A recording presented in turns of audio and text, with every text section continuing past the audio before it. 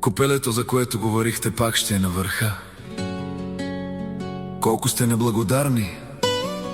Много сте долни, не знаех. Толкова ли лесно забравихте кой беше до вас, когато всички други си тръгнаха? Късно разбрах. Колко пъти съм бил предаван, толкова ли не ме обикнахте? Колкото и добро да правех, все не ви стигаше. Когато вие падахте, аз ви подавах ръка. Когато аз паднах, никой не дойде. Но ще дойде ден, в който ще си спомните.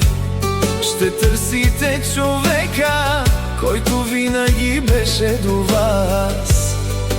И тогава ще бъде късно.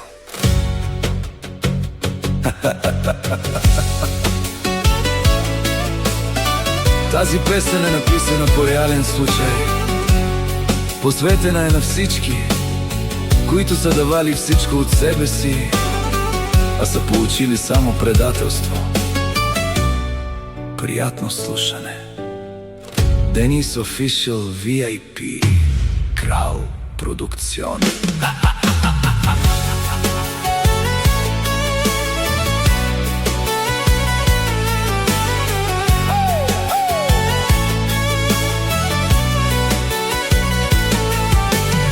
На всеки дадох част от себе си, без да чакам отплата. Вярвах, че доброто се връща, но останах сам накрая. Когато имахте нужда, винаги бях до вас. Не аз викам за помощ, а всички мълчат. Не ме победи врагът, своите ме събориха. Най-много боли сърцето, когато те предадат близките. Колко добро раздадох, колко надежда подарих. Не само Господ знае колко болка нося.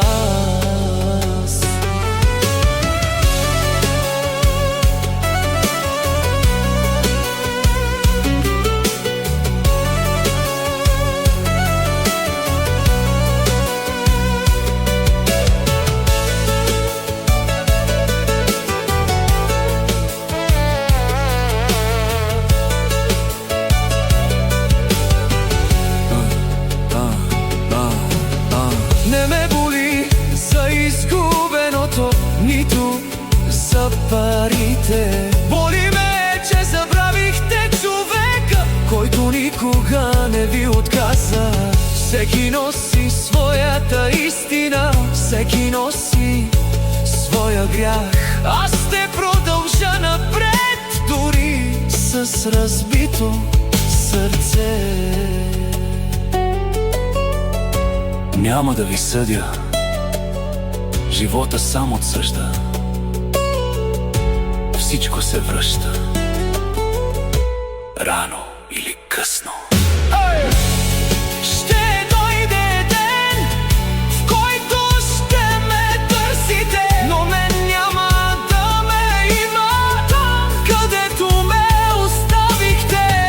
Запомнете само едно: добрият човек може да прости, но никога не забравя.